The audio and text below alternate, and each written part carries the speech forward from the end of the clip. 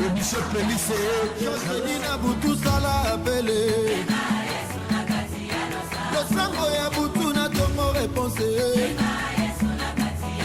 Pharaon a telemi bema yese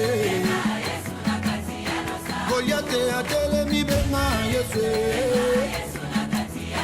Bilaka e umeli bema yese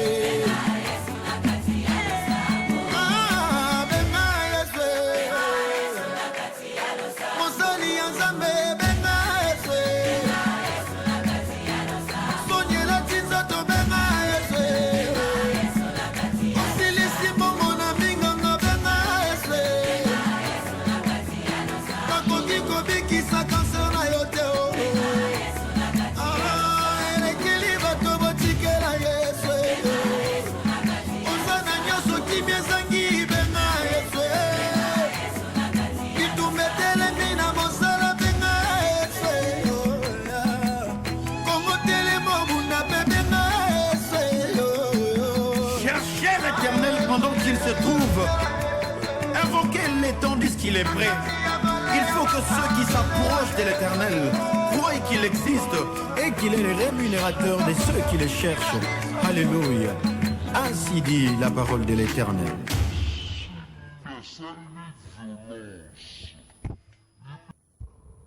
Que le Seigneur vous bénisse, que le Seigneur vous soit favorable ce matin. Kolo a kokelabino balandia émission Pelissa Maombi.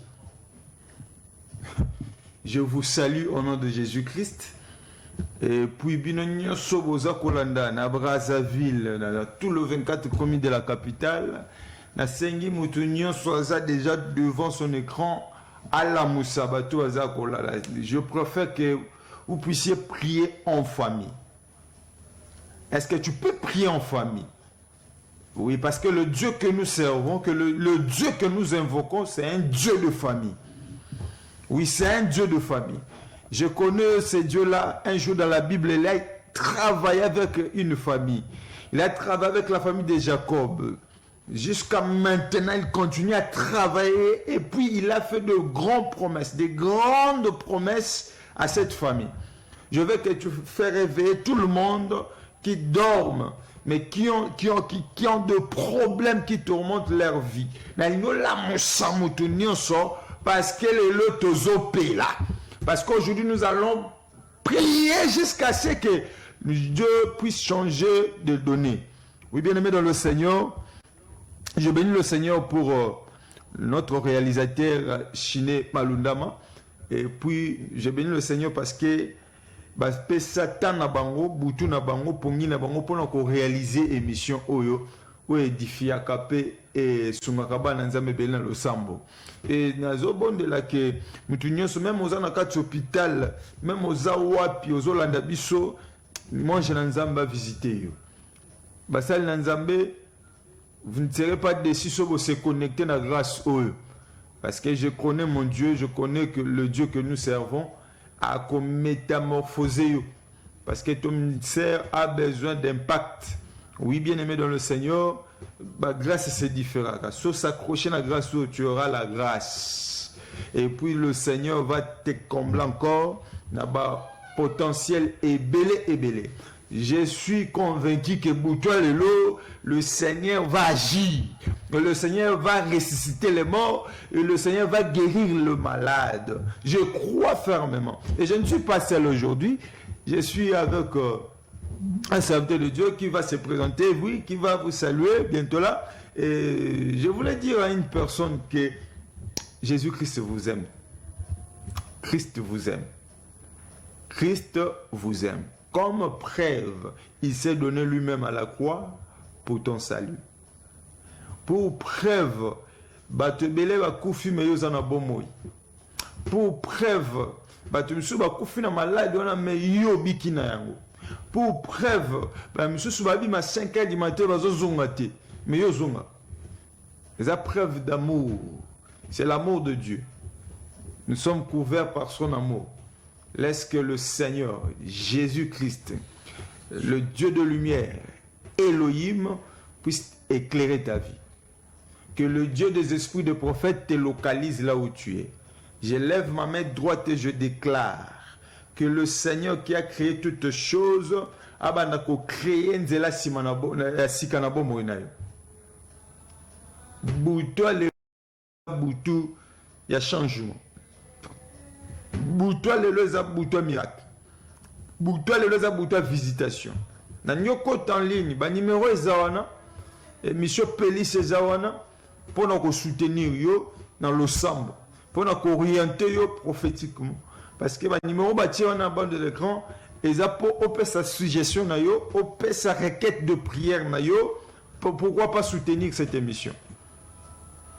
Pourquoi pas soutenir cette émission? Ba numéro ezawana et ba numéro entretien les appels pour la prise en charge. Tu as des problèmes qui dérangent, tu as des problèmes qui t'accablent, tu as des problèmes qui endurent. La ligne, ce que vous avez posé à la prise en charge, il y a la prière, il y a l'orientation prophétique, le numéro est là. S'il faut descendre à la maison, tu vas quitter pour te sambler. Et Zambalo la okokela. Le numéro est là pour un bateau, on va se déplacer, tu vas pour ça activer foi na yekaka. Nzamba mimoni ça va numéro ezawa Nzamba kozanga te okokela mutu moko. Que le Seigneur vous bénisse. Tangola musa mutu wana zolala animbate la musa avona na kiti. C'est l'heure de la prière. Ngonga ya maombe koki.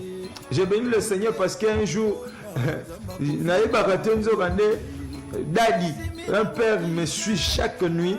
À le prophète Jacques Moukadi, que je salue en passant, c'est lui le responsable de l'église MID, ministère d'intercession et de délivrance. Merci pour notre soutien de loin ou de près. De côté déjà en ligne, numéro je salue et puis je vous présente l'homme de Dieu, le prophète Benjamin Kaninda. Il est avec nous, on ne change pas l'équipe qui gagne. Bonsoir prophète. Bonsoir papa Joseph Kanyambou. Je bénis le Seigneur pour cet énième numéro de l'émission Pélissa qui ne cesse de nous accorder, de multiplier sa grâce. Yes. La direction d'Abisso, Kombo Nzambe Kumama. Ce n'est pas parce qu'on a dit qu'on doit réaliser l'émission Pélissa que nous sommes en bonne santé. Nous sommes en vie, c'est par sa grâce. Yes. Il nous a fait grâce, voilà pourquoi nous nous tenons encore devant vous, bien-aimés frères et sœurs. J'aimerais déjà dire à quelqu'un, ce Gozo Kabiso, c'est par la grâce de Dieu. Amen. Donc je bénis Dieu et je bénis Papa Joseph, un homme généreux, un homme bien. Que Dieu te bénisse, homme de Dieu. Et je bénis tous les amours et amoureux appelés ça. Ah, émission na bino yango yé, émission na bino yé, émission ba directive yé, yango yé to limito banda. Nzamba pambola asala bino bolam. Nangi na to tester ne to testaka. 24 appels, 24 communes. Yes. Yango ndezaka tester na biso. Amen. Obengi to sakoli na par na nzambe. Obengi to lobeli na par nzambe. 24 appels pour 24 communes. Donc c'est la commune à liboso o ezas coaché o ezolanda biso benga ozali sakoli na yo et osala moi malam. Commune à liboso tozozela ko bipete benga biso. Nzamba za malam. Papa Joseph Nzamba malamu tozappe sur WhatsApp. Ce appel normal est été côté en WhatsApp, nous sommes connectés sur WhatsApp. Dans le numéro ya liboso, nous sommes connectés sur WhatsApp. Au Komeli biso ça to bengi biso sur WhatsApp. Nous allons parler sur toi parce que to lingara to tester ba tunyo so bazana biso en direct. Na appel, na bien un appel prophétique. Hosanna. Une salutation prophétique. Hosanna. De tout le monde toye ba sozana biso connecté. 24 appels dans 24 communes. 24 premiers appels, vous aurez des orientations prophétiques. Hosanna. Wanande to testaka ba tuyo so bazana biso na programme à Losambolo. Zamba ko kokela yo, zamba ko koloba. To banda premier mutu. Maintenant après mutu bengi akoti allo bien aimé obenga komona. Allo bengi wa komona. Nanga commune ya Ngaba. Obengi na commune ya Ngaba kombono nani? Papa Henri. Papa Henri na Ngaba. Papa Henri Nangaba nkola pambola yo. Tango zoloba nazo sepela nazo mona bazo pesa mutu nzete. Mais nzete bazo pesa mutu zo boya kozwa nzete. Nazo mona mutu ba pesi nzete atambusha batu na sima mazo boya. Ko boya kama kambo famille te parce que bokonzi babota makanango. Oko risquer bokonzi na yo ote kangonde zawa teka bokonzi na ye. Je vois quelqu'un qui est né pour diriger. Mozoki ma ba responsabilité na yo. Ba responsabilité na yo joa yango amen. Obenga na shuka nazana makamba koloba na yo. Je sais que tu es un grand homme na shuka benga papari, j'ai des choses à parler et puis ekoza malam tokuta na yo. Wana teste ngaba mtebengi. Ngaba deuxième nani? Allô? Allo saya. Allô? Wana komene ni le bengi ya mibale. Allô, benga kombo nani? Allô? Obenga kombo nani?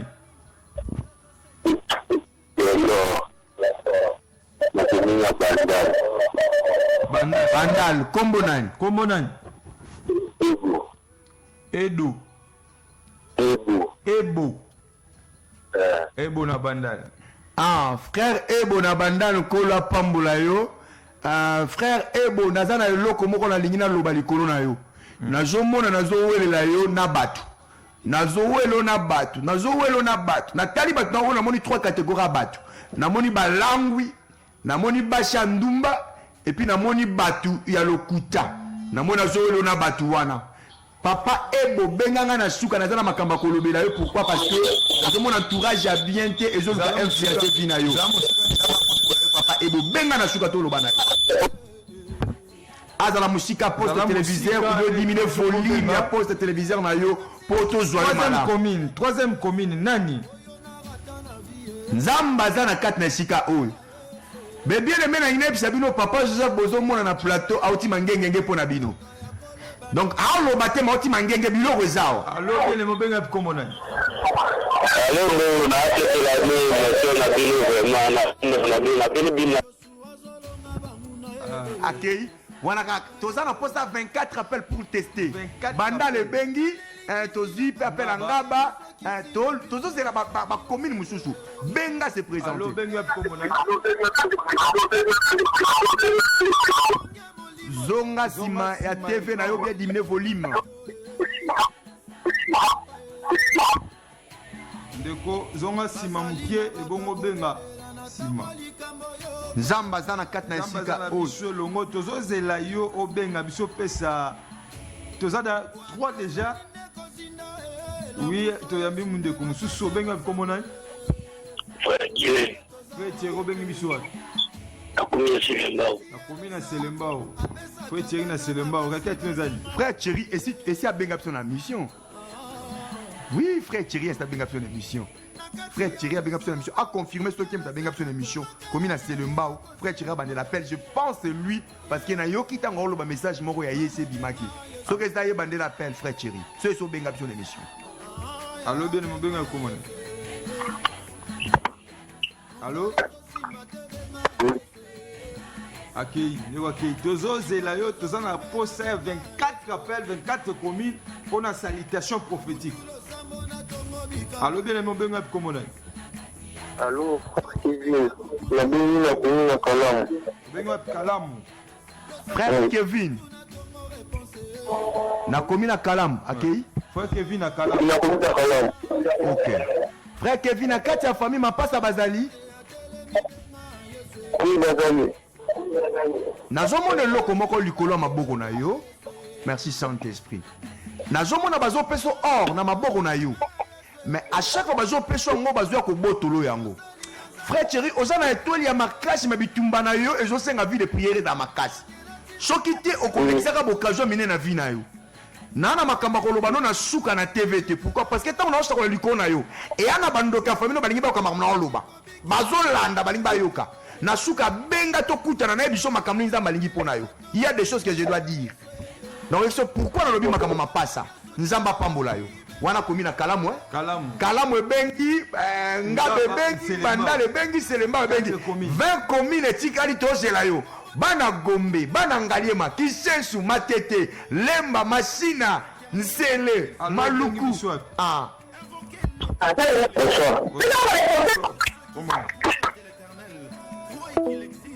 Oh. Bien-aimé, Oeja Epela. Dans l'émission Oyo, nous recevons des directives.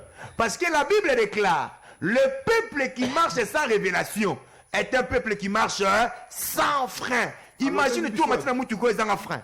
Allô, bonsoir. Allô, bonsoir, frère. Avec la commune à Bandal, papa.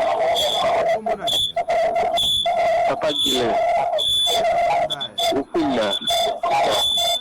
Papa Guilin, Ufinda. Papa Guilin Sinda na bandal kolo chapambola yo. Na sepeli na motema na yo. Na sepeli na motema no makasi me balobi na loba no boye Papa Guilin. Keba makasi yeba ko kabola équilibre entre moi et na famille. Parce que nazo mona trouble makasi entre moi et na famille. Équilibre wana soko yeba ko kabola ngote et kozala pasi makasi. Benga na suka na ko expliquer pourquoi na lobi loko wana. Équilibre entre moi et na famille. La bengi ya kama Blandine Pemba na ya commune à Mungafula. Mungafula bengi Blandine Pemba. Blandine Pemba.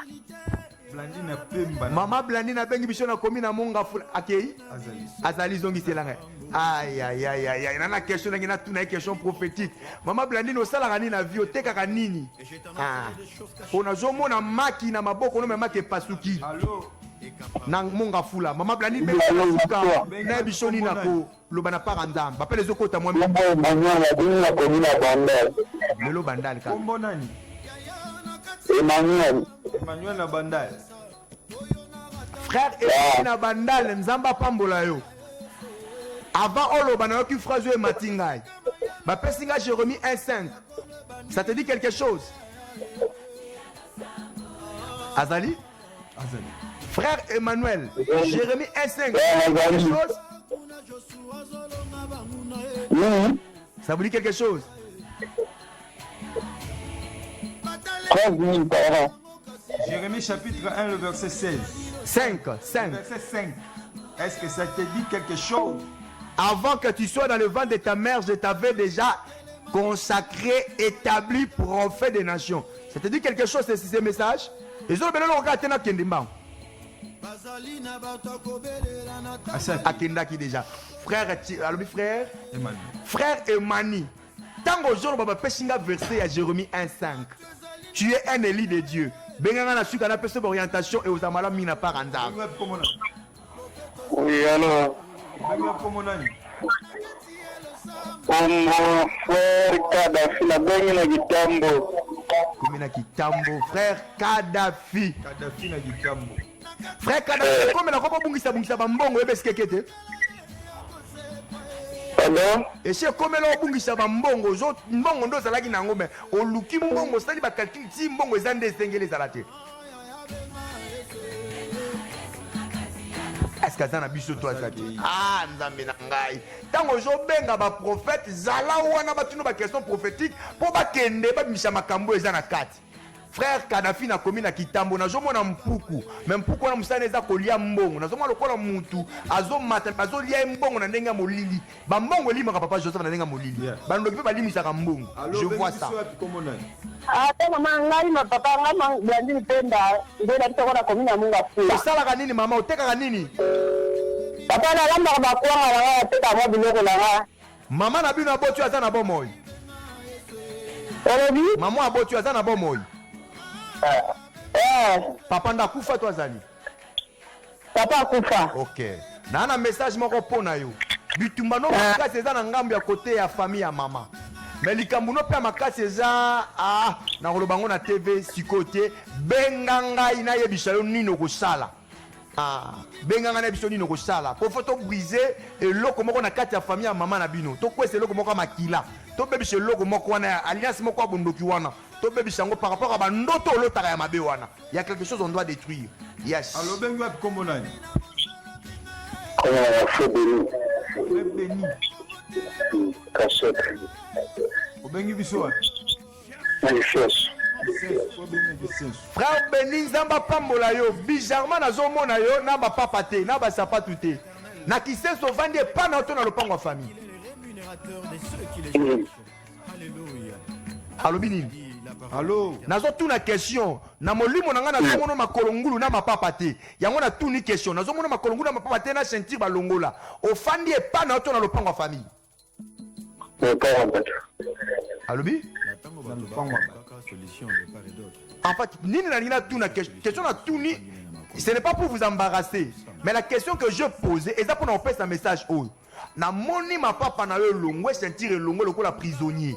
Oza condamné au départ de la famille. C'est-à-dire oko bimate libanda ya famille, oko bimate libanda ya famille. Et quand ça le bundi obimi, mais il y a une puissance ya famille au kangayo. Et on luka toujours résolution na shima. Benganga na suka, je des directives à te donner pour na makama malamu. Ça va papa? Ah, oui bien aimé, Tobande Koloba, le peuple qui marche sans frein, le peuple qui marche sans révélation est un peuple qui marche sans frein. Car la révélation est importante. La révélation nous donne des directions à prendre. Allô, bien aimé Bengi Komona.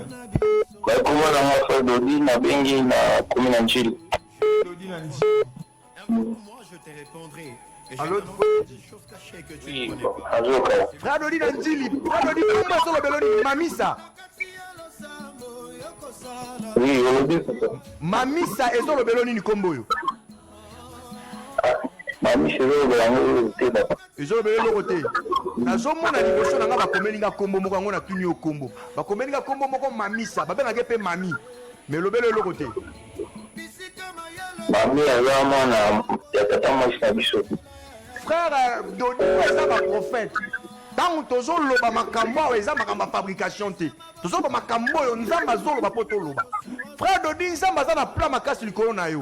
Mais na ningina loba likamo na ningina loba shiko awa. Nazo mona parce que tant na bande ko loba wana. Na tangi kombo na moni esima na ngo cercle mbake kokunda.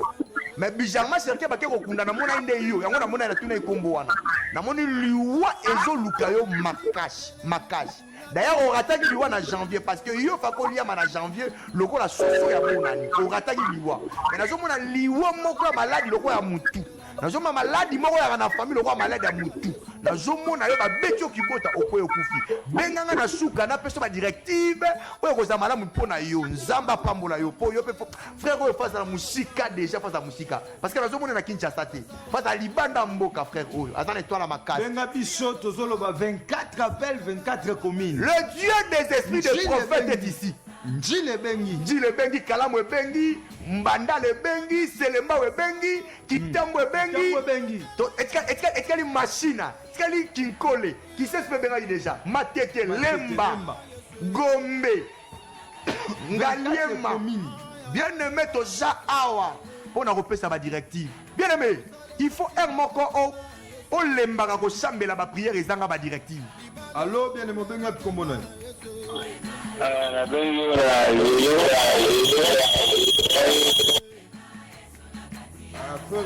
Wana kalamu, wana muta kalamu, yolo kalamu. Kola pambola biso. Bien aimé na bandeko loba, la prière elle est bonne, mais la prière doit être faite avec des directives. Yes. Parce que si tu ne pries pas avec des directives, bien aimé, pour sambela nzamba ozolo sambela makamu susu, yo sambela makamu susu, ça va te tarder.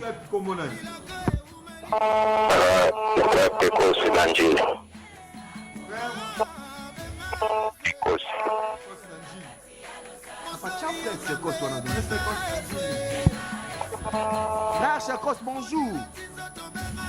Bonjour. Namela Makaya. Namela Makaya. Na tuni question nanya melaka ba Shimbok, c'est lui qui filme.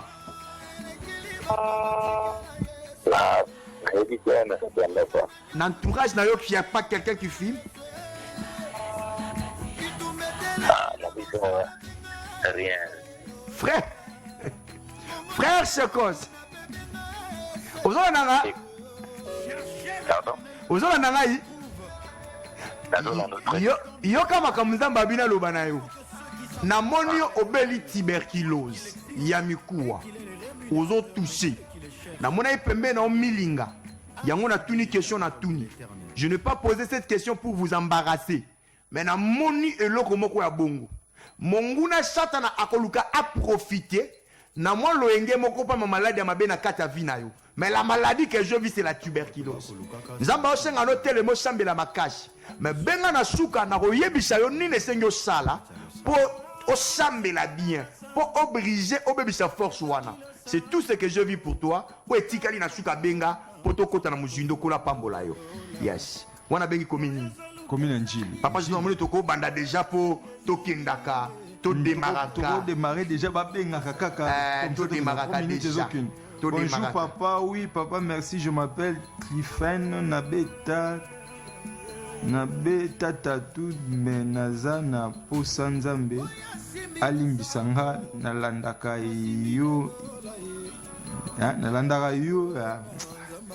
ya ba luenge ya ba master papa papa nanga naza Posa Nzambe Alimbisanga nakobandela lisusu te nzamba sala ndeko Trifen Bolamo parce que déjà eza so au moins eza so eza elembo eza ndanga chez mutaka azako se sentir le moi ça qui a ma besoin déranger ça veut dire aux apenza ya nzambe biso pe toko condamné te parce que Jésus ne t'a pas condamné. Jésus t'aime ainsi mais yesu alobi na cet homme qui a été guéri na paralysie na Jean chapitre 5 verset 14 dans le Bible, va et ne pêche plus.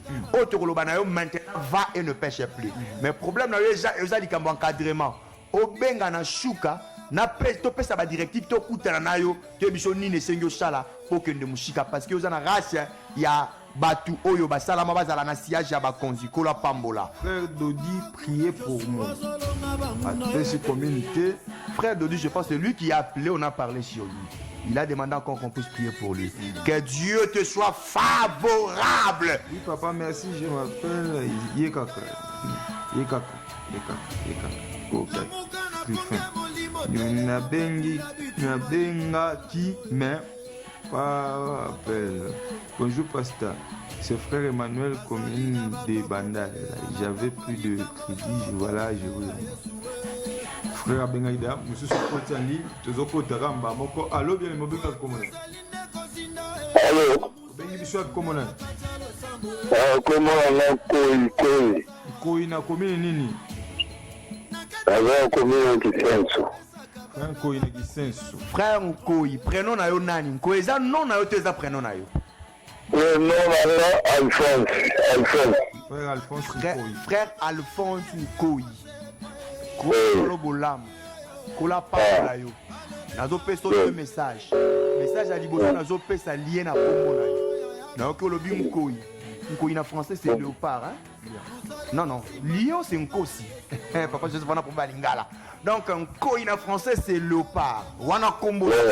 Mais ba benga yo Alphonse. Mais on s'est présenté na kombo no ya Nkoi. En fait ce n'est pas toi. Nkoi ezali auto bengi na français nyamoto bengi léopard. Tango jolo ba na moni biloko mibale. Eloko a liboso na moni mokonji. Mais eloko a mibale na moni mutu ozo utiliser rizi ya Nkoi.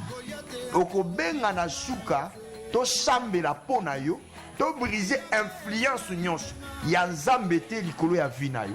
Parce que qu'est-ce que je suis en train de voir? Na jomona yo na batu, oh mon Dieu. Benga na suka, na benga na suka. Na jomona na batu, mais na jomona batu ko se loigner pembe na yo. Na jomona batu ko tika yo. En fait, aux gens na batu, mais je vois les gens ko tika yo. Et j'ai compris une chose, c'est là lié par rapport à Kombo. Et le nom que nous portons peut aussi être une porte de beaucoup de choses dans la vie Nabiso. Frère Alphonse Goyi, benga na suka, et je vous dirai quoi faire, comment nous devons nous voir pour la prise en charge. Bonjour pasteur, c'est le frère Kevin Koulonga depuis la commune de Kalamou. Je viens de vous appeler, s'il vous plaît, priez pour moi. Frère Kevin, à Kalamou. Que Dieu te soit favorable, frère Kevin. Nzamba Lola Asalo Bolam. Allô, bien aimé, Benga Komonan. Oui. Kombona nyobengi nani? Obengi wapi? Ndiko alo bataki tango zo benga lobaka kombo na yo préciser kombo na commune. O préciser kombo na commune. Oui, tozo senga na yo nzamba sunga yo ucho sa l'examen d'état au récit n'exéta wana frère Cliffen. Nzamba sala ngo bongo. Aza papa soki na mécanique batu babimaka na 70% te, mais ngai naza na kondima na kobima na 70%. C'est soit fait selon ta foi. Hosanna. Eko kamela yokaka bongo ndenge olingi. Hosanna. Comme ta foi exige 70%, que le Seigneur te le donne. Oui, bien aimé, au benga komonani. béni. Au bengi na commune nini? Commune wapi? Vraiment makasi. Alataka bino chaque fois na bengi bino na te. Po baza balandi ya émission Pelisa Maombi. Nzamba salo bolamo tata yoki on a se Nzamba salo bolamo. Mais je pense to bengana ki na yo faki to monana. To monani to rappela ki pété. Luka bicho ko zala bien makasi. Papa Joseph to ko déméré. Naza na problème ya moi si nanga frère Mathieu le Chimba azomonana te. Je veux savoir où elle est. Wana frère Mathieu. Abenga bicho na shuka. Benga na shuka to solola. Et topé sa directive par rapport à moi si. Donne-moi ma directive la prière. Yebisa frère Dodi alanda bicho nde tozo sambela tokoloba nyonso. A dit prier avec nous et puis après mission au kozwa numéro de prophète pour vous à contact naï. Voilà. Tozo continuer tozo koba yo pe ceux qui ko bengo bengi mais tozo continuer to koba na émission parce que ngonga ezo poussana. Hosanna. Le lot bien aimé dans le Seigneur to bayi que le lot zambe azo kotsa changement na vie ya mutu moko. Hosanna. Zamba azo kotsa métamorphose na vie ya mutu moko. Hosanna. Zamba osaila mutu mo miracle oyo azelela kité. Hosanna. Parce que le Seigneur est présent, le Seigneur est avec nous. Hosanna. Je connais une chose, que le Dieu des esprits de prophètes, il est capable de créer nzela bisika nzela ezalaki. Hosanna. Nzamba ba esprit prophète est capable de appeler l'existence tout ce qui n'existait pas. Hosanna. Oui papa ezangai frère Gelo, bondela ponangai. Frère Gelo pes communauté. Frère Gelo que le Seigneur te visite là où tu es. Akokila frère Gelo. Zambe alongola esprit de mort aux éléments auprès de toi. Hosanna. Et à stabiliser vie na kombo na Yesu. Hosanna. Toujours continuer bien aimé dans le Seigneur. Au bengi, tu peux ce bonjour prophétique et puis toujours sambela. Tu la connecter na émission Pelisa. Benga comment nous allons prier ensemble. Amen. Papa Joseph biso la spécificité émission Pelisa za la randeni. To pesa la prophétie. To exhortaka et puis to sambelaka. Est-ce que to communauté exhortation pour to kota prière. Yes. Thème na biso ya lelo ezali Naaman le lépré. Amen. Quel est notre thème? Alors je vous prie de là où vous êtes entre eux de nous regarder en ce moment, que chacun d'entre vous, si vous êtes en famille, prenez une Bible, ouvrez ensemble avec moi, avec nous, 2 Rois chapitre 5. Totangi le verset 9 à 10. Mais j'aurais souhaité à la maison, au Robanda partir à verset dans le premier, au Tangi Ango Mobimba Yango. Mais compte tenu du temps à la télé, nous allons lire le verset 9 et 10. 2 Rois chapitre 5, le verset 9 et 10. Je lis au nom de Jésus. Amen. Je lis au nom de Jésus. Amen. Peshanga mena bien. Amen. Nanda kuna lobi peshanga mena bien. Makambo bandi. Il est écrit ceci. Naaman vint avec ses chevaux et son char. Et il s'arrêta à la porte de la maison d'Élysée. Élysée lui fit dire par un messager, va et lave-toi 7 fois dans le Jourdain. Ta chair deviendra saine et tu seras pire. Alléluia. Amen. Bien-aimés frères, sœurs, nous sommes en train de parler de ces grands sujets. Sujet à Kitoko Tozolobela, Naaman le lépré. En fait, la lignina memabino na ba philosophie belé. Je ne vais pas vous amener par 4 chemins. Je vais directement expliquer qu'est-ce que nous voulons parler par Naaman le lépré. En fait, Naaman le lépré est l'image de toute personne qui fait semblant devant les gens que les choses vont bien. Or, en réalité, il souffre de la lèpre. Si vous lisez le verset premier, on dit Naaman jouissait d'une grande considération auprès du roi. Mais devant les gens, Naaman avait une considération. Mais au plus profond de Naaman, Naaman était en train de souffrir. Naaman avait des choses qu'il ne pouvait expliquer sur les gens. Naaman avait des réalités qu'il ne pouvait parler sur les gens. Parce que c'était honteux. Namusha batu bazomona kaka apparence. Naaman eza bato basoignaka apparence, mais kati na bango eza bololo. Nde ba Naaman. Tomoni pe Naaman mususu na Bible. Papa Joseph toujours dans 2 rois, on l'appelle la femme de distinction. Quand Élisée est venu chez elle, la Bible dit Élisée a prié son Dieu, l'a déclaré, et Naaman, la femme de distinction a eu un fils. Et après quelques temps, le fils est décédé. Yoka ba Naaman le lépreux, elle avait l'amertume dans son cœur. Mais quand on lui pose la question chez son mari, elle lui dit tout va bien. Amen. Tout va bien. Mais quand elle part devant Élisée, elle sait réellement que rien n'y va. Rien n'y va, bien aimé. Naaman le lépreux, c'est encore l'image de la ville de Jéricho. Dans 2 Rois, toujours chapitre 2, à partir du verset 19, la Bible dit, quand les gens de la ville de Jéricho ont vu Élisée, on dit Élisée, bino bokanisaka Jéricho et zalaka kitoko, bolandaka parents à Jéricho. Il y a des choses qui ne marchent pas. Ne voyez pas juste un dans la tarabilamba. Comment on a tenu la chambre à méga. Comment on a tenu la tchaka make-up. Je souffre dans mon intérieur. Or, en réalité, la force n'est pas de l'extérieur, mais la force est de l'intérieur. C'est que si l'intérieur est en train de souffrir, bien aimé, tu peux faire les efforts pour embellir la peau. Bien aimé, tu es dans la souffrance. C'est l'image de Naaman le lépreux. Alors, Naaman le lépreux a besoin d'une jeune fille captive. Amen. Naaman le lépreux a besoin d'une jeune fille captive. Yes. La jeune fille captive a sa image. Il y a ministre de la parole. Yes. A sa image. Il y a Moshali Nanzambe. Oh, il y a Bengami a orienté Naaman le lépreux chez Élisée. Ici, Élisée est l'incarnation de Jésus-Christ. Élisée est le type de Jésus-Christ. C'est que le problème que tu as, je suis venu t'annoncer comme la jeune fille captive. Je suis venu t'annoncer comme les captifs du Seigneur. Car il a fait de moi un captif. La Bible dit, étant monté au ciel, il a amené les captifs. C'est que si la jeune fille captive dans la maison de Naaman devait annoncer la bonne nouvelle à Naaman, elle a dit à Naaman, si mon Seigneur était à Samarie, le prophète les guérirait. Yes. Le prophète les guérirait. Or, le prophète dont on parle, il y a un prophète qui est au-dessus des prophètes. C'est Jésus-Christ de Nazareth. Alléluia. Cette situation-là, Dieu va les changer. Papa Joseph, Amen. nous sommes pas capables de changer cette situation à Naaman et les Pas frères. capable de changer la situation Naaman na butu alelo. Je crois et je confirme que Dieu est capable. Parce qu'à Zambé, il y a des choses illimitées. Amen. Les choses qui étaient impossibles à Dieu à résoudre qui ont déjà. Hosanna. Oui, à résoudre des problèmes qui sont impossibles. Problèmes qui sont impossibles, qui nini. Problèmes qui sont impossibles, il y a qu'à tirer la terre dans le zoo. Hosanna. La terre a été tirée de zoo. Hosanna. Ce qui est impossible, bien aimé dans le Seigneur. Mais le Seigneur l'a fait. C'est impossible, mais à Salaka. Pour dire que le reste à Salaka.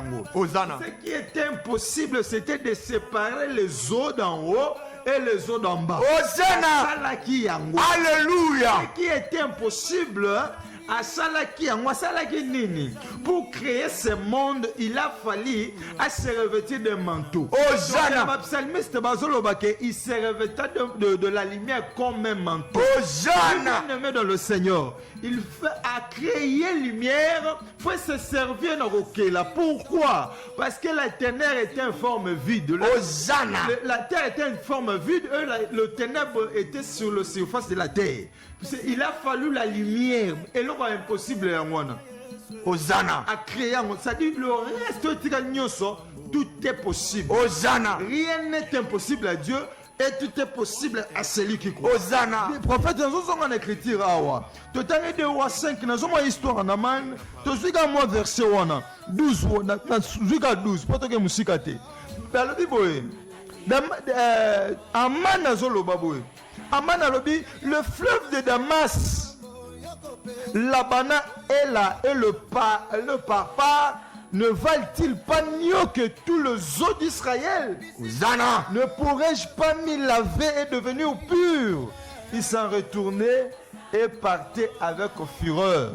Mais ses serviteurs s'approchèrent pour lui parler et il dit, mon père, si le prophète te demandait quelque chose de difficile, ne l'aurait-il pas fait?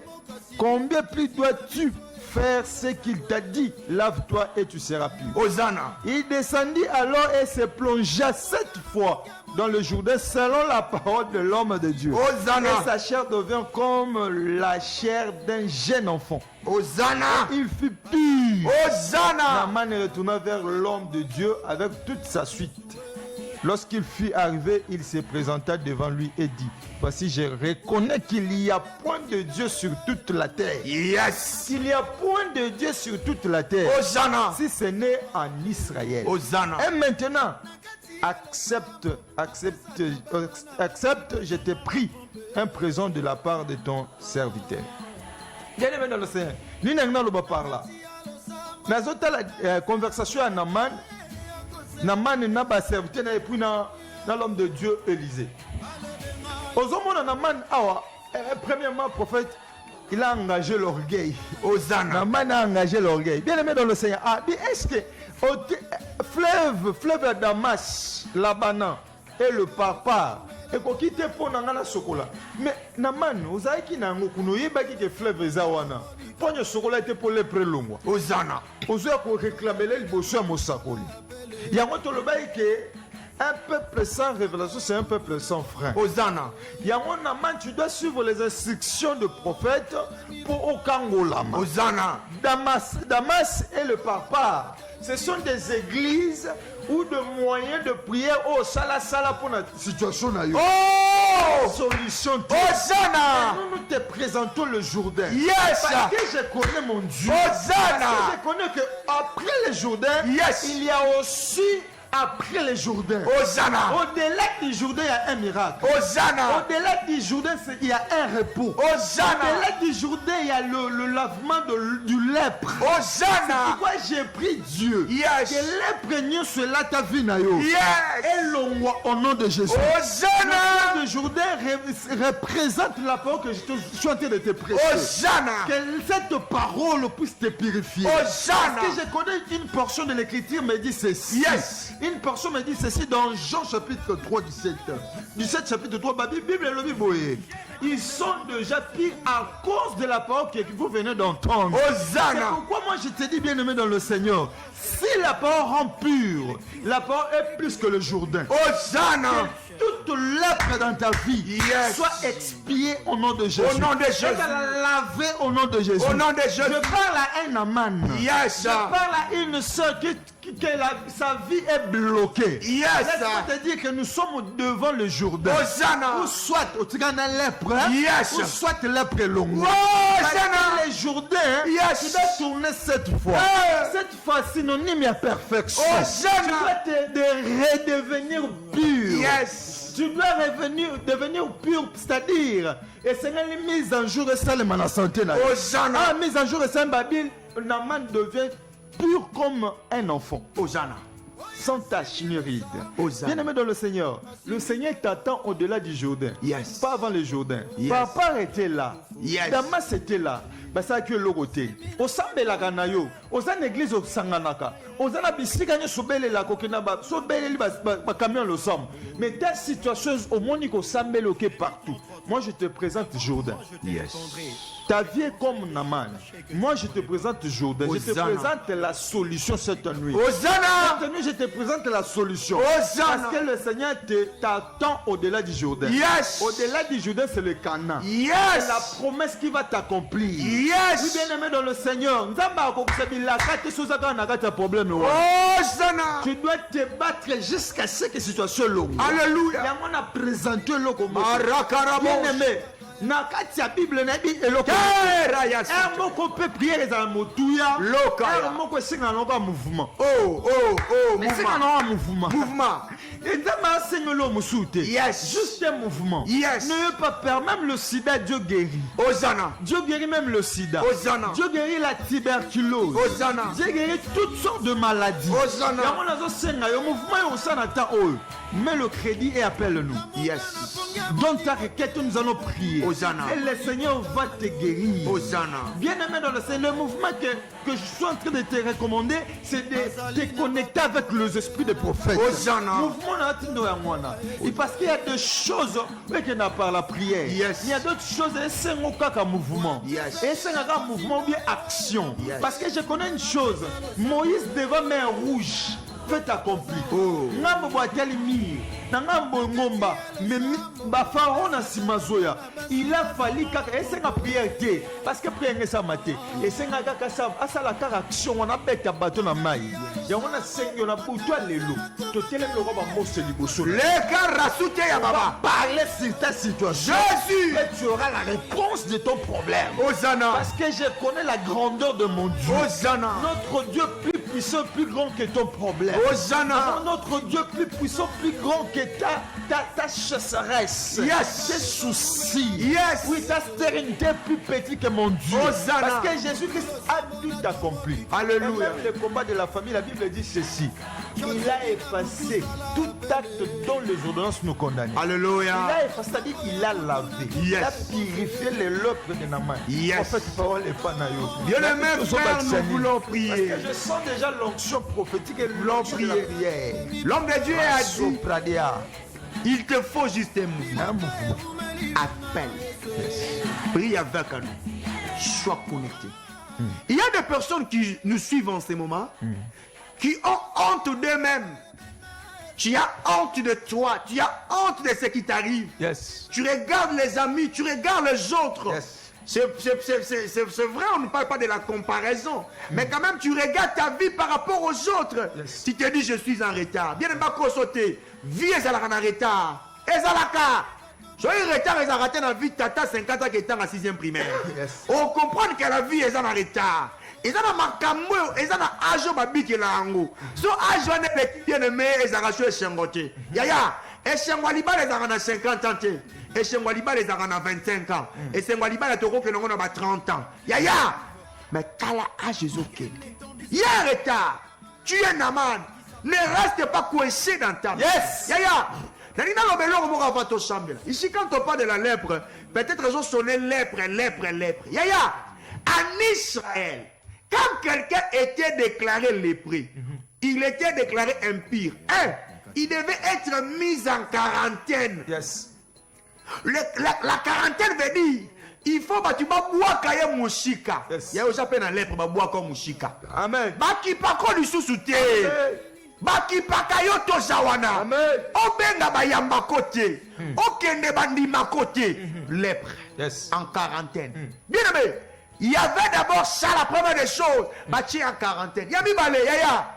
Même la personne qui était guérie de la lèpre, Papa Joseph, la lèpre maintenant, tu as des défauts dans nous autres. Soit tu l'issapi au père de l'issapi, au biki non, tu as des défauts. Parce que ça qui maladie, moko ya passe ya somme. Et ça que le sida ya tanwana. Mais la prière de ce soir, le mouvement que tu vas opérer ce soir, ce mouvement va renverser la situation. Yes. Naman lèpre naïe, Bible est précision. Papa Joseph, ce n'est pas pour rien la Bible dit sa peau redevint comme celui d'un bébé. Ouais. Pour me dire, tu vas dire au bika na lèpre, Papa Joseph. Et il y a des symptômes, mais tika na bafila na bango. Ba cicatrice c'est tika na qui lèpre. Mais poso ya bébé, yaya. Attends donc comme wana, tu pas qu'on mafuta nini. Ozonga poso ya bébé te. Ça c'est le miracle de Dieu. Cet homme qui était vieux, on dit sa peau redevint comme la peau d'un bébé. Pourquoi? Parce que il s'est jeté dans le Jourdain. Yes. Le Jourdain, l'homme de Dieu a parlé. C'est la parole de Dieu. Amen. C'est la parole révélée. Yes. C'est la parole que nous sommes en train de déclarer. Si tu te connectes à cette parole, quelque chose va se passer. Amen. Ne t'ai-je pas dit? Si tu crois, tu verras ma gloire. Amen. Élisée, on ne le voit pas, mais on voit le Jourdain. Ouais. Oh mon Dieu, Oui, oh mon oui, Dieu. oui, oui, oui, oui. Naaman ne voit pas Élisée. Amen. Mais Naaman doit voir le Jourdain. Le Jourdain. Jésus, on ne le voit pas physiquement, Yes. mais on voit sa parole. Yes. Jésus, on ne le voit pas physiquement, Yes. mais on le voit dans sa parole. Yes. Tu veux guérir, Yes. connecte-toi dans la parole. Alléluia. Tu veux aller de l'avant, connecte-toi dans la parole. parole. Tu veux être purifié, connecte-toi dans la parole. parole. Tu veux réussir, Yes. connecte-toi dans la parole. Oui, à la parole. Tu dois te connecter à la parole, bien-aimé. Parce que toutes choses ont été créées par lui. La sabra. Par lui et pour lui. C'est Chakaro. la parole qui a tout créé. La soute le Même comme tu existes là, tu es le résultat de la parole. Tu es une portion de la parole. Ta vie est la parole. Hosanna. C'est pourquoi tu dois te recourir à la parole. Hosanna. Parce que je connais une chose. Yes. Si Balobi Naman redevient comme un enfant, veut dire Dieu veut ta nouvelle naissance. Oh! Ta nouvelle naissance. Mon Dieu! Oui, ta nouvelle naissance. Mon Dieu! Quelle question Nezaki a répondu Yes! devant le docteur de la loi? Papa Joseph, to bomba Jean biloko 3. wana to sambela au vendredi Je finis pesale. mon idée. L'idée que j'avais. Yes! Bah, tout na Jésus-Christ. Est-ce que mukolo pa koki koma mwana mutu? Comment na koki kozonga libumu mama na ngana boti? Wana bilenge ya vendredi papa Joseph ko sita so lelo te. Comment na boti? Yes. Nzoka nde na mana za dans révélation. Na mana za dans révélation Jourdain. Le Jourdain c'est la parole. Hosanna. La parole rend pur. Yes. La parole rend régénère aussi. Yes. Oui, la parole peut te régénérer. La parole peut te rendre enfant. Enfant, c'est-à-dire pire de conscience. Yes. Nouveauté d'esprit, Wow. nouvelle créature. Quelle révélation! Nouvelle créature. Quelle révélation! La parole te rend une nouvelle créature. Yes. Naman lèpre, malédiction. Yes. Lèpre, sueur. Yes. Lèpre, envoûtement. Lèpre, toutes sortes à ma baie. Mais devant Jésus-Christ, il devint pur. Parce que je connais le vrai Jourdain, c'est Jésus-Christ. Hosanna. Le vrai Jourdain, c'est Jésus-Christ. Il te prépare pour de grandes choses. Lève-toi, nous allons prier. Hosanna. Bien-aimé, je lance cette invitation, puisque Papa Joseph l'a parlé. Alors, c'est la nouvelle naissance. Bien-aimé, tu peux prier avec nous. Mais si tu n'as pas encore donné ta vie à Jésus, ces messages ne te concernent pas. Je maintenant ton jour. C'est cette nuit. Et ça n'a pas fait sa vie, n'a pas Yesu, n'a pas TV. Je suis pas ça, n'a pas tanga. Je suis dans ma circonstance. C'est ton jour. Je repère si vient peste que dans l'église. Et ça, le coup, la moutou a ça dans l'entreprise, moko boy. Maïbani n'a pas trompé. À travers un sous-traitant. Jéhovah, Jésus. Un journalier. À ta salle accident. À ta koufi. Compagnie au Michambon, parce qu'il y a une compagnie. Ndebele bazaki dans l'église. Maïbani na Jésus. Si tu es là, tu veux donner ta vie à Jésus. Tu veux mettre de l'ordre maintenant. Avant que nous puissions prier, répète cette prière avec moi. Nous prions avec humilité de cœur. Le bankolo yesh. Na pusani liboso na yo. Lokola Naaman. Na lepre na ngai. Na ye kozinda. Jérémie 33. Na mai na yo. Moi je te répondrai. Oyo eza maloba na yo. Et que tu ne connais pas. Celui qui Lelo est capable de na bengi yo. Kota na motema na ngai. Kota na bomoi na ngai. Koma nkolo pe mobikisi ya bomoi na ngai. Banda lelo nazwi ekatelo ya kokabwana na Satan na misala na ye nyonso na kombo na Yesu nde na saveli. Acclame le Seigneur, c'est une fête au ciel. Maintenant nous voulons prier. Hosanna, Papa Nangana Yembeli Yoe. Hosanna, Papa Nangana Yembeli Yoe. Hosanna, Papa Nangana Yembeli Yoe. Hosanna, Papa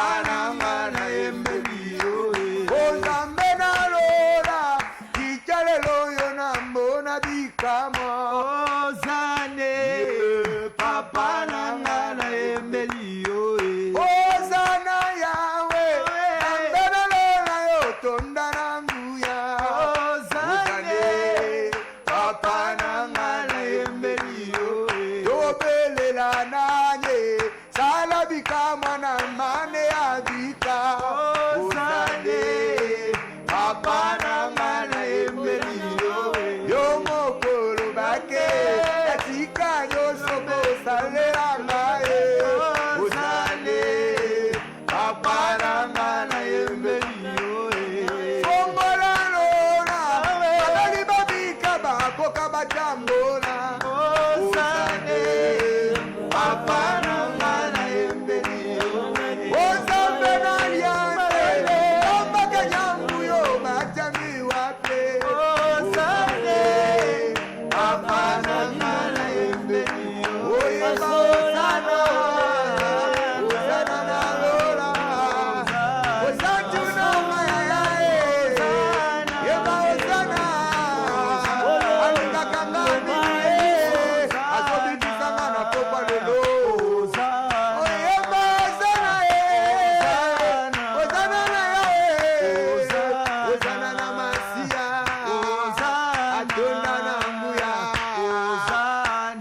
Oshobanda kopambola nza Oshobanda kokumisa nza Kolepre na yeso tina lelo Oshobanda konetola nza Kopasi na yeso tina lelo Tombwa mungongo pambola ye Tombwa mana yo Tombwa mana yo Zambe monene Tombwa mana yo Zambe bikamwa Tombwa mana yo Zambe na bombo Tombwa mana yo Zambe na bilembo Topambola na Tokumesana Pambate na tongo na lelo na mimi ya lelo odeside kobikisa mama oyo odeside kobikisa papa oyo odeside kosala bola yawe nzambe yawe nzambe yawe nzambe zwa lokumu mpe kembo zwa lokumu mpe kembo zwa lokumu mpe kembo zwa lokumu mpe kembo zwa lokumu mpe kembo au nom de Jésus. Bien aimé, ce que nous allons en Syrie. Yes. Parmi Naman les Syriens. Yes. Syrie est un ennemi à Israël. Yes. Israël est à présence en ça. Yes. Syrie est à l'école à Kabandoki. Yes. Et si Kaba Mema qui vit na yo. Hosanna. Et si Kaba Kwesa qui vit na yo. Hosanna. Alors il faut demeurer lépreux. Alléluia. Faut demeurer mouta Sony. Faut demeurer mouta passe. La langue la déclaration. Le ban kolo yeso. Kolo Yesu. Ah, le ba bien kolo yeso. Kolo Yesu. Na butu ya lelo. Na butu ya lelo. Nazolongwa. Nazolongwa. Esika nyonso. Esika nyonso. Bamemaki ngai. Bamemanga. Nazolongwa. Nazolongwa. Esika nyonso. Esika nyonso. Bakangaki ngai. Bakangaki ngai. Nazolongwa. Nazolongwa. Esika nyonso. Esika nyonso. Bakontrolaki ngai. Bakontrolaki ngai. Lelo. Lelo me. Nazosala mouvement. Nazosala mouvement. Ya kobima kuna. Ya kobima Au kuna. nom de loba Yahweh. Yahweh. Nazolongwa. Nazolongwa. Na malade ya soni. malade ya soni. Nazolongwa. Nazolongwa. Na sonya bomoi. Sonya bomoi. Nazolongwa. Nazolongwa. Na celibat. Na celibat. Nazolongwa. Nazolongwa. Na chômage. Nazolongwa. Na pasi nyonso. Na pasi oyo. Oyo banguna. Banguna. Amemaki Bamemaki ngai. ngai. Eka maboko Na kombo na bandolongwa. Yesu. Bandolongwa Na Bibi. kuna. Je Bandolongwa kuna. sors. Dans le nom de Jésus. Dans le nom de Jésus. Dans le nom de Jésus. Dans le nom de Jésus. Dans le nom de Jésus. Dans le nom de Jésus. Dans le nom de Jésus. Je sors, je sors. Je sors, je sors. Je sors, je sors. Je sors, je sors. Je sors de la masturbation. Je sors de la sorcellerie. Je sors du célibat.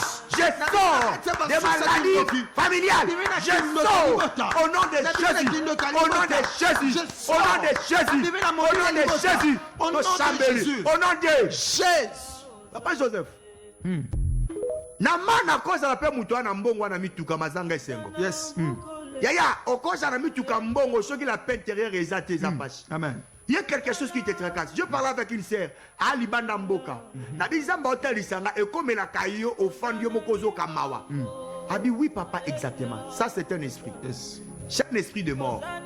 Yaya, mbongo osanango.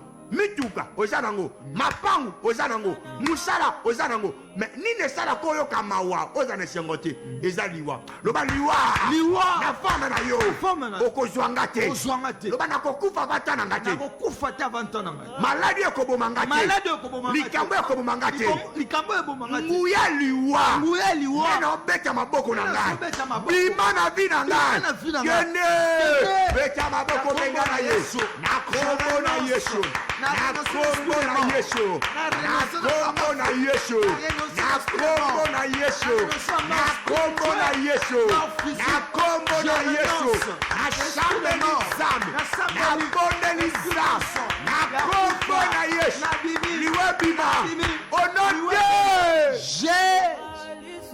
na mana kozala pe image ya ana obali no libala kitoko bato bazwa mvie yo me na kati ebine mobali anyokolaka yo mpo ozobota te mpo bana bazoya te mosu mpe eza oboti no bana me mobali ndumba oyebi tosala okomi na suka okomi kwese obino olingi nasenga divorce non Jésus est là.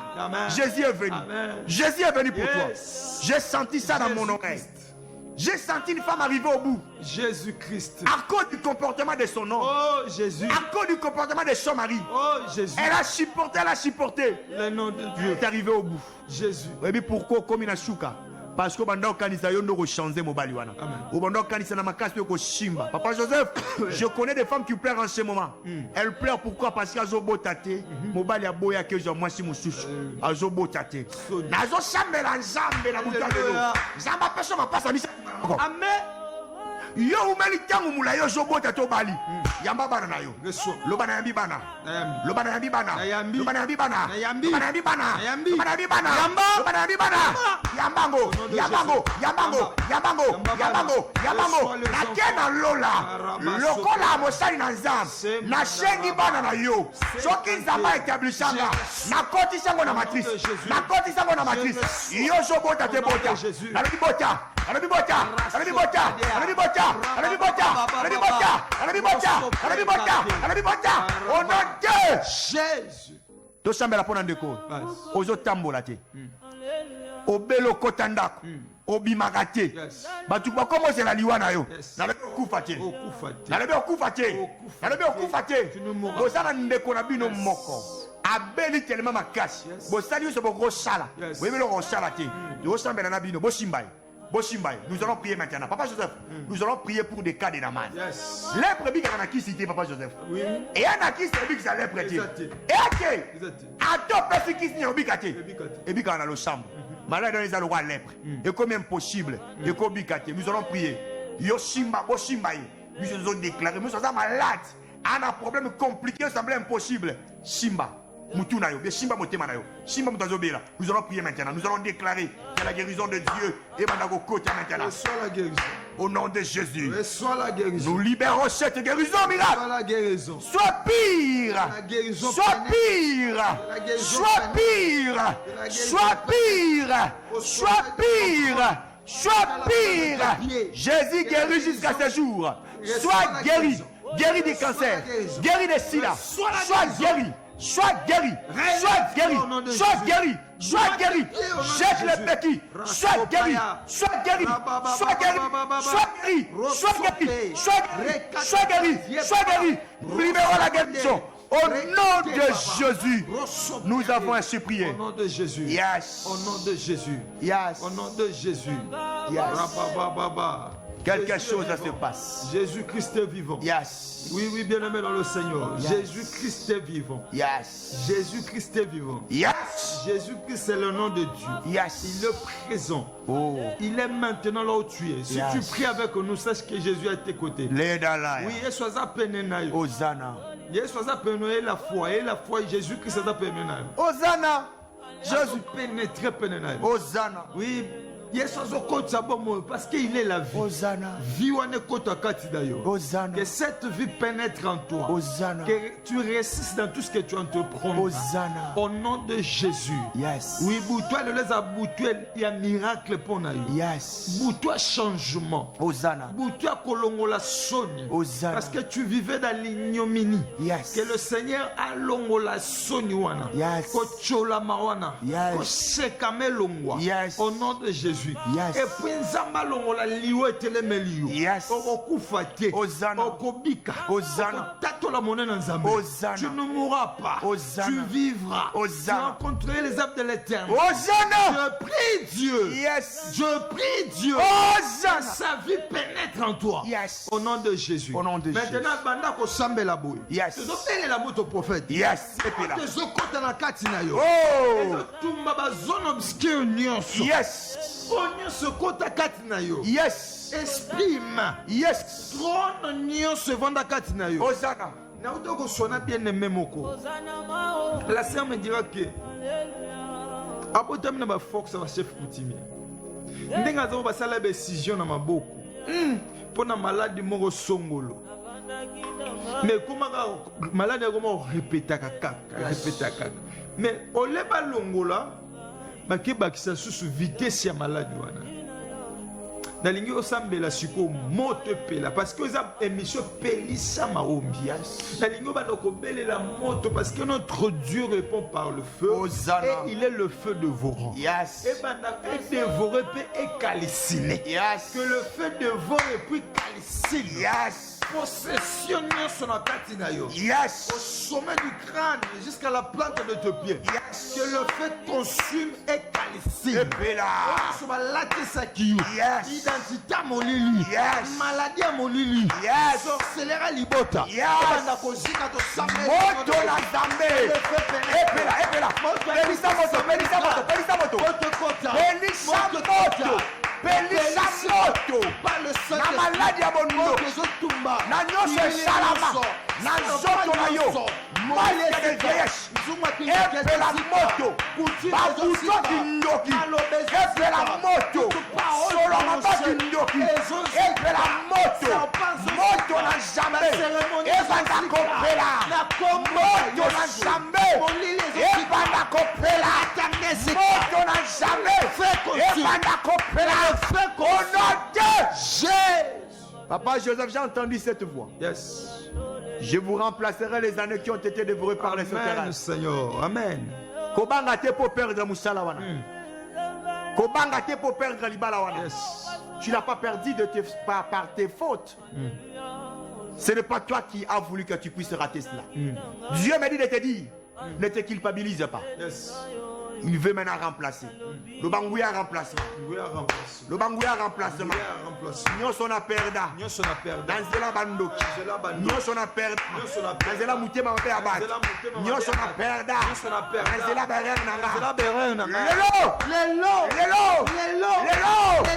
Remplacement.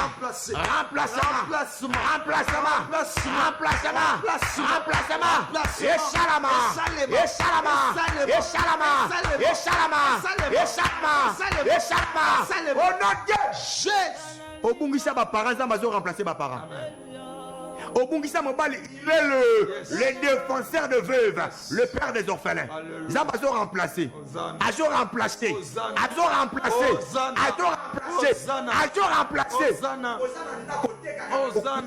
Mbongo Jacques va te remplacer. Ça va te remplacer. Remplacement. Okoka moto.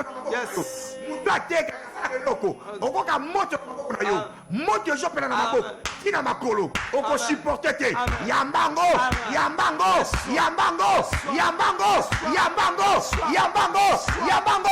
Moto pena na maboko na yo. Moto pela.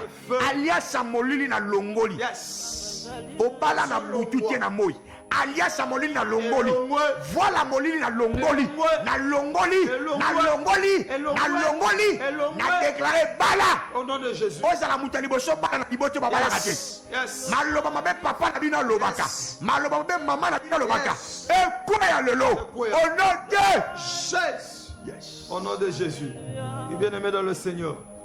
tokomi koshite parce que ngonge ekei Yes. ngonge epusani teleme ngonge epusani na téléphone tofongoli Yes. s'il y a des témoignages Yes. obi olingi baconfirme baparole likolo na yo Yes. obengi biso na banimero avant toclôtire programme na biso Yes. banimero yango wana téléphone Dieu tofongoli Seigneur. Alléluia. tofongoli même avec retard olingi orientation prophétique ou bien prière Jésus. oui l'onction là Alléluia. oui L'eau est en mouvement. oui l'eau s'agite maintenant Il est hors de question que tu passes sans me toucher. Oh. alléluia Il est hors de question que ça finisse comme ça. Car je n'ai jamais vu un homme te chercher sans te trouver. Oh. Car je n'ai jamais vu un homme te chercher sans te trouver. Oh. Yelele baba, baba, baba, baba, baba. Yelele baba, baba, baba, baba, baba. Yelele baba, baba, là, il va me toucher, oh. Yelele baba, mon Jésus est là, il va le faire, oh. Yelele baba, baba, baba, baba, baba. Yelele baba, baba, baba, baba. Yelele baba, da mama ombi zamba pelisa kosala yelele baba, asali ya kokamona losambwa lelo yelele baba, beta maboko tombola Yesu akumame yelele baba, baba, baba, baba, baba, yelele baba, baba, baba, yelele baba, baba,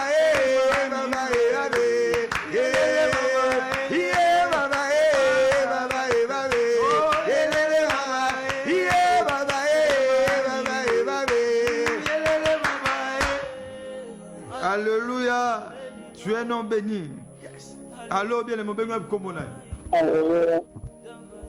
Bonjour. bonjour ma soeur Bonsoir. bonsoir bengi Bonjour, Maman Ida. maman aïe aïe La Bible, la Bible, Maman, il est sauvé en mission d'émission. non, pendant la Bible, il y a une côté, nous de la soirée. Zamba salo bolo. Nous de la soirée. Yo kama mna Amen. nazomono mosai na nzambe. Nazomono mosai na nzambe mama Aida. Tango tozo sambela awa nazomona nzambe ko shimbo makasi. Me nazomona nzambe ko pesa makolo na yo pepele. Obandi ko kima mbangu makasi. Bato bande ko kanga yo atumo mba ko suko kanga yo te. Onction à vitesse ekiti liko na yo. Mais nzambe albina lo bano loko moko se consacrer encore plus. yes Na musala na ye. Tozana posa ba témoignage siko, témoignage.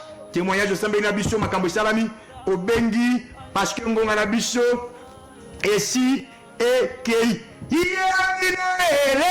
Amina lele amina amina amina lele amina amina lele amina papa j'appelle yé ah bien mon béni comme nkoi Nkoi soki émission chine ozo pesa numéro ko benga toko orienter yo papa Nkoi. Gloire à Dieu, gloire à Dieu, gloire à Dieu. benga biso après émission numéro on peut ça au bengi Gloire à Dieu, gloire à Dieu.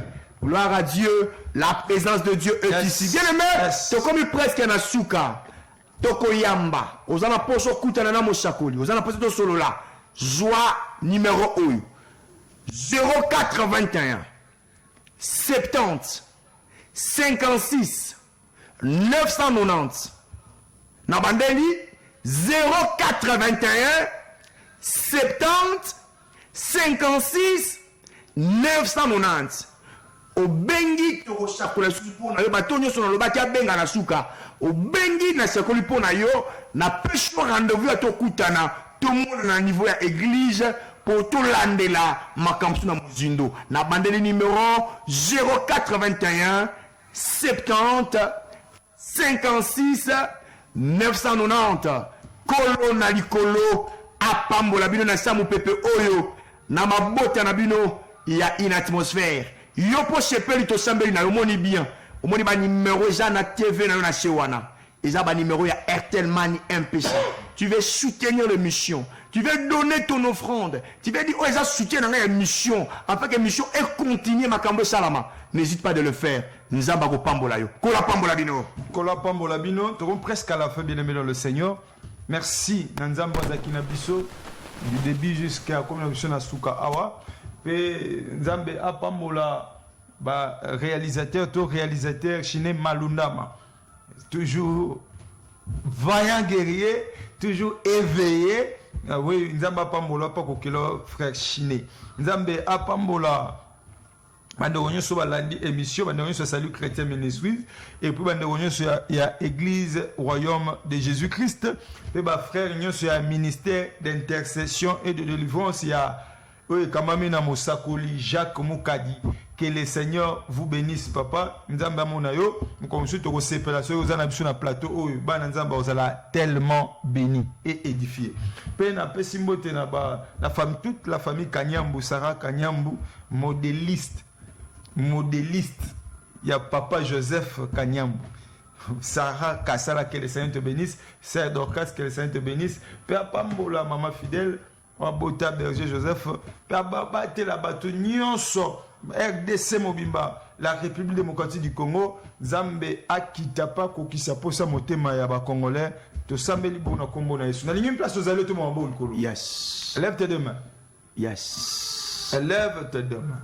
Yes. Que le Seigneur puisse te faire passer le Jourdain. Yes. Oui, tu ne sortiras pas dans le Jourdain Karabon. Yes.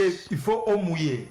Yes. Oui, il faut mouiller. Yes. Que l'onction de la parole. Yes. Que l'onction de la parole. Moi, je sais une chose. Le prophète, hein, les apôtres ont annoncé, ont exercé le ministère de la parole et de la prière. Yes. Ils ont toujours exercé les cycles. Yes. Laisse que l'esprit prophétique, apostolique et prophétique te saisisse là où tu es. Au nom de Jésus. Ose la restaurer au nom de Jésus. Hosanna. Ose la stabiliser au nom de Jésus. Hosanna. Ose la délivrer au nom de Jésus. Hosanna. Que ce mois de juillet, c'est la première mois de l'année pour nous. Hosanna. Na comment na Yesu. Yes. Tous les prémices, il y a babozina yo nyonso oyo bungisa ezongela yo. Hosanna. Bénédiction nyonso perda. Nzamba losambo apeso yango. Hosanna. Butwa lelo ezala butwa ba révélation pe vision. Yes. Butwa lelo ezala butwa confirmation ya losambo osali. Yes. Na sambeli boye na kombo na Yesu Masia. Amen, amen, amen. Amen, amen, amen.